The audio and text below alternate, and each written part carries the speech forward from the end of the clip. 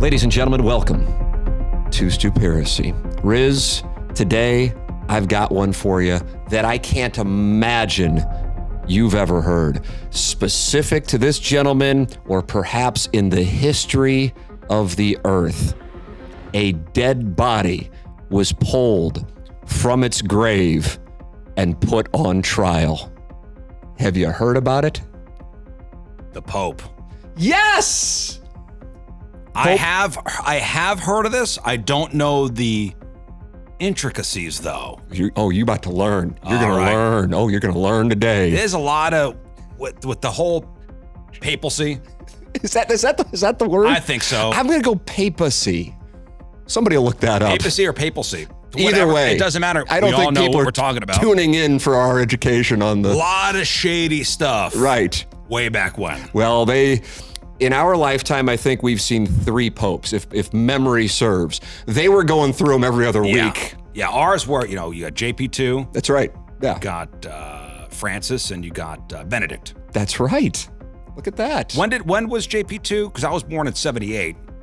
I think he was our heir. I was born in 76. Okay. Because the one before him, didn't he die suddenly? He was quick. Yeah. But in the case of like the 8th century, you could be gone and you'd get whacked. Yeah. And then there's a new pope every other week. And I will explain why, and why this gentleman, Pope Formosus, was pulled from his resting space, his entombment. And then they set up his body and they put him in the whole gown. I don't think that's what they call it. But if you're watching this podcast, frock. It's probably frock. That's what they put him in. They put him in the frock and they sat him upright and then they put the man on trial. And the equivalent of the Vatican Johnny Cochran came and did. Yeah, they went weekend at Bernie's on the. Must have quit. Yeah, if the hat does not fit, you must have quit. And he was put on trial by another pope. It all went down in the 8th century. The story of the trial of the papal cadaver.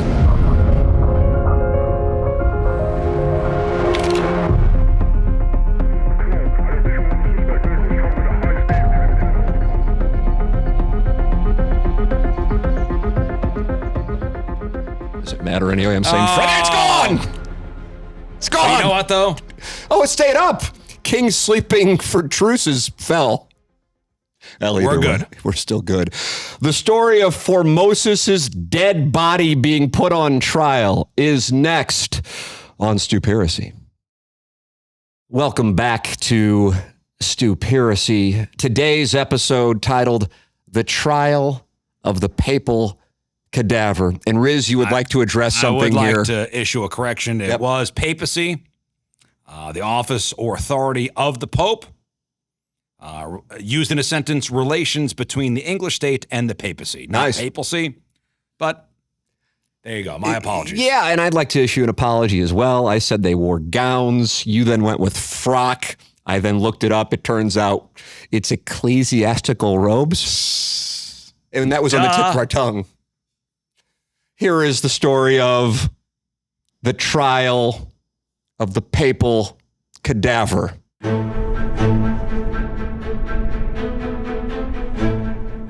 And this was Pope what?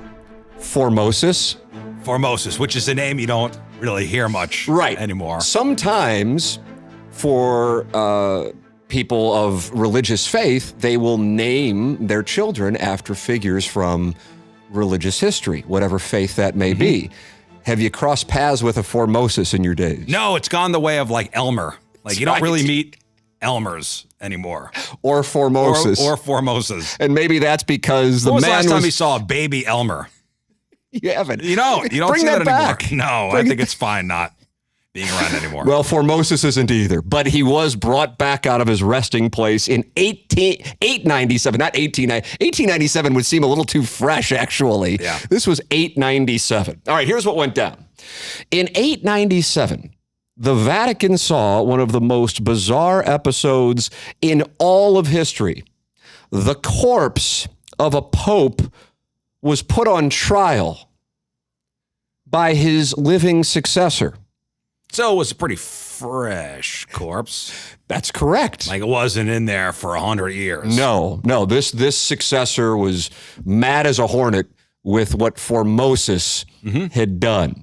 Formosus had only been dead for a few months. However, he could not defend himself because he was dead. Nonetheless, this was Pope Stephen VI. Now, we do see Stevens. Don't see Elmers. Steve the Sixth. Right, Steve VI. Nicky VI, Steve VI. His brother, less popular. Pope Stephen VI had the body disinterred. Then he dressed him in, some call them gowns, some call them frocks. Other scholars say ecclesiastical robes, because it rolls off the tongue, and propped up the Pope's body on the papal throne to stand trial. Now, even in modern, police forensics, they'll take a body out of the ground to do extra lab work on it. That's correct. To help solve a case. That's correct. But I've never seen, and I watch a lot of court TV. I've never seen them roll in a coffin, open it up, and then put the corpse on the stand. This Dress doesn't it up real happen nice, in Judge Judy's. It doesn't. She wouldn't put up with this. In this case, I guess as a gesture of fairness, Steve VI appointed a deacon to speak on the corpse's behalf. So that is a gesture of fairness. Okay, so like a medium. Correct. Yeah, like when Whoopi Goldberg was speaking on behalf of Patrick Swayze to Demi Moore. Right, exactly right. Not with the pottery scene, but Patrick Swayze entered the body of Whoopi Goldberg. That's what's going on in 897. So how did they pick the bishop? Did the bishop say that he had some kind of special power? I think it was more like a defense counselor. You made reference to Johnny Cochran. I think the deacon was the Johnny Cochran of 897. Wow. Yeah. Not necessarily Whoopi Goldberg, Patrick Swayze conversation with Demi Moore. All right. So Steve VI hurled accusations at Formosus. While he did, because Steve VI, the Pope, was acting as the prosecuting attorney, the accused, Formosus, remained stoically silent. Okay, so who's on trial here? Formosus. The current Pope? No. Steve VI, current Pope. Okay, so Steve VI is still alive. Okay, right. No. Okay. Steve VI, the prosecuting attorney. Formosus is dead. Right, but he's sitting there and he's in the ecclesiastical robes. I'm sorry, I'm still trying to get past the bishop as the medium. What about this story seems ridiculous? The whole thing. Steve VI is prosecuting the Pope. Attorney / Pope. Formosus is the defendant. Correct. Okay. Right. Got it. In the words of the historian George Ives, quote, I guess he was covering this, the old man's body, like a monstrous doll, might nod and bend while the attendants supported it, or collapse in a ghastly bundle if they left it alone. But it made no sound, and the deacon would probably be wary in his defense, for there were dark holes nearby.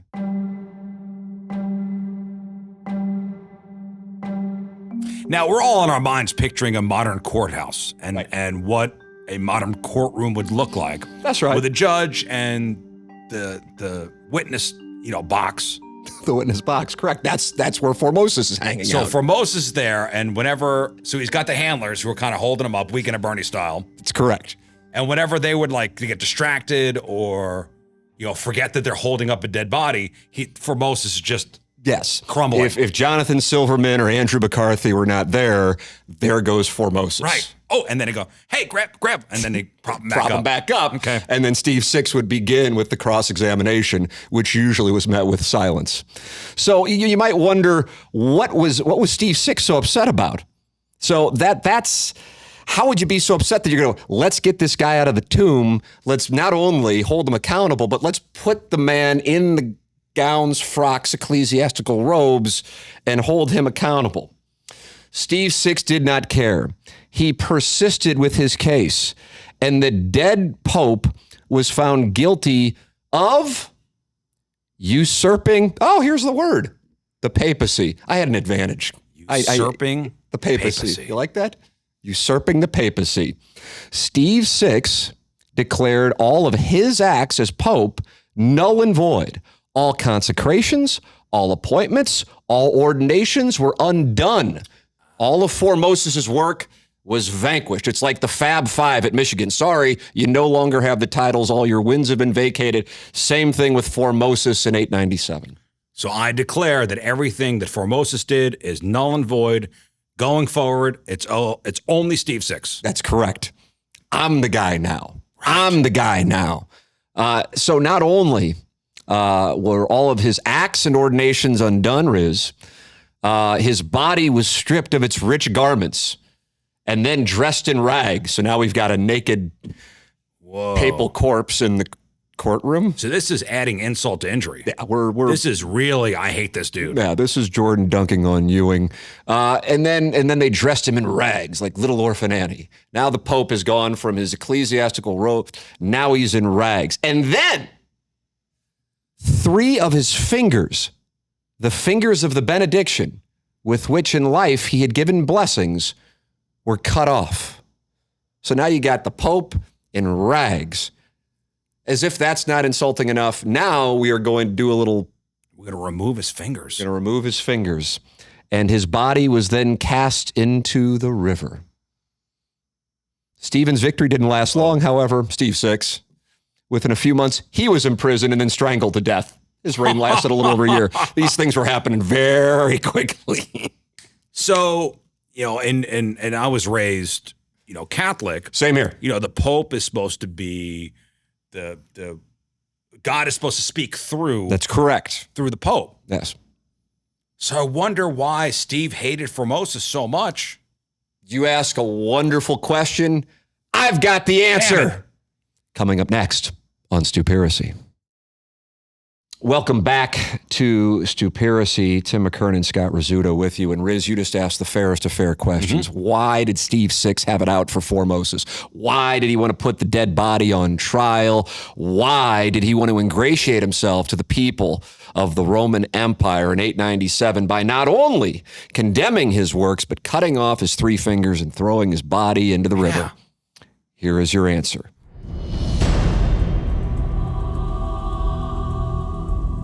In this era, being elected Pope was a little like being diagnosed with a deadly disease.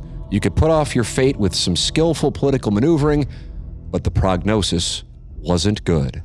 This was largely because popes back then had the power to crown the Holy Roman Emperor. So that was a powerful position. A lot of power. Exactly. And back then, the Roman Empire was everything. It was the world. Meaning that any new pope was immediately plunged into a high-stakes game of intrigue with their life on the line.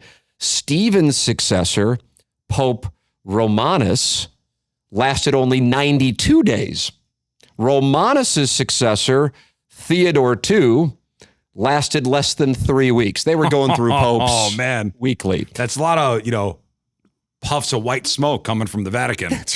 That is how they do it. When they announce a new pope, you got the white smoke.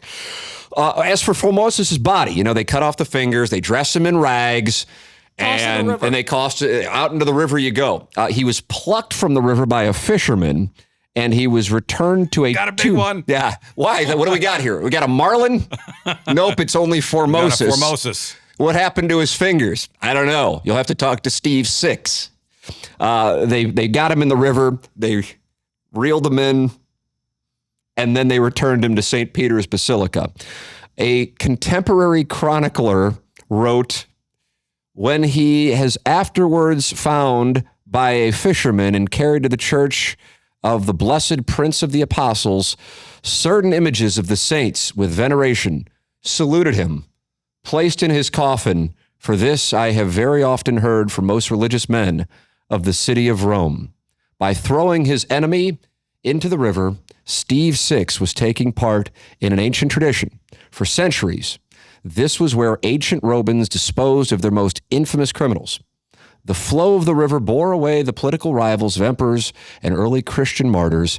It carried away the bodies of reviled emperors. It's where the garbage went. That's what we're saying. It's kind of like if you want to go over to mob movies, Where are they going to dispose of the bodies? In the river. They're going into the river.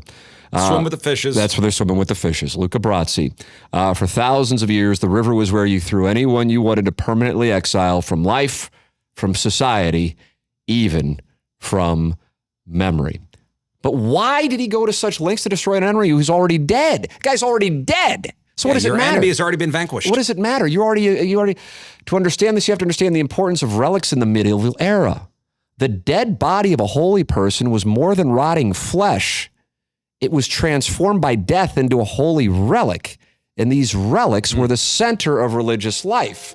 Every church, every altar, every nobleman, every king had relics, sometimes in great quantity.